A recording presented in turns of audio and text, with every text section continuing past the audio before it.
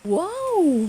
Butter, Sprite, bawang at dahon ng sibuyas, at syempre ang UFC banana ketchup. At hindi natin makakalimutan ang ating hipon.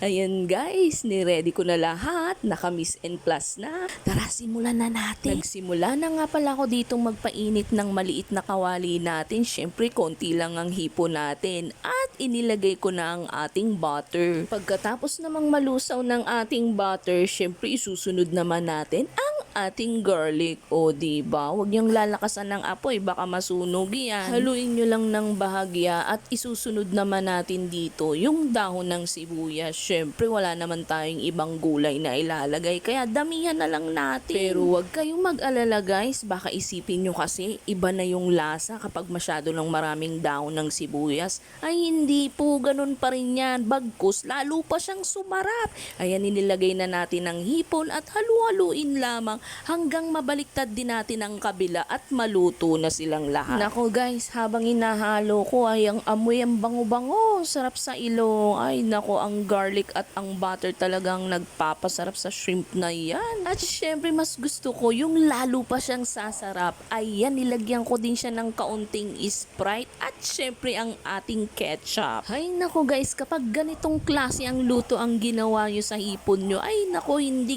nyo pagsisisihan. Ayan, nilagyan ko ng kaunting asin at syempre ang ating paminta. O, itry nyo na rin guys yung ganitong klase ng luto. Huwag yung puro prito-prito lang at Sprite lang. Lagyan nyo rin ng ketchup at garlic na may butter. Napakasarap talaga guys, hindi ako nagbibiro. Mas lalo kayong maraming makakain. Pakuluan nyo lang ng matagal hanggang sa ito ay maging ganyan na.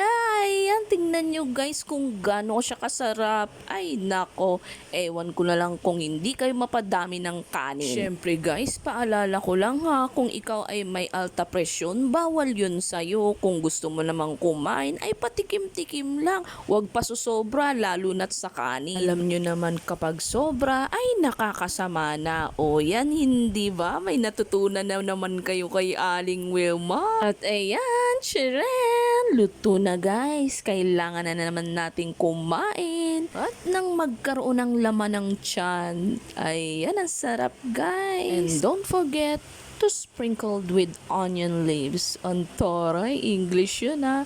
O kung may natutunan kayo sa videong ito, huwag kalimutang i-follow, i-like at i-share ang aking video. Maraming salamat po sa inyong walang sawang suporta at sa panunood ng aming video araw-araw. Follow for more. Bye-bye guys!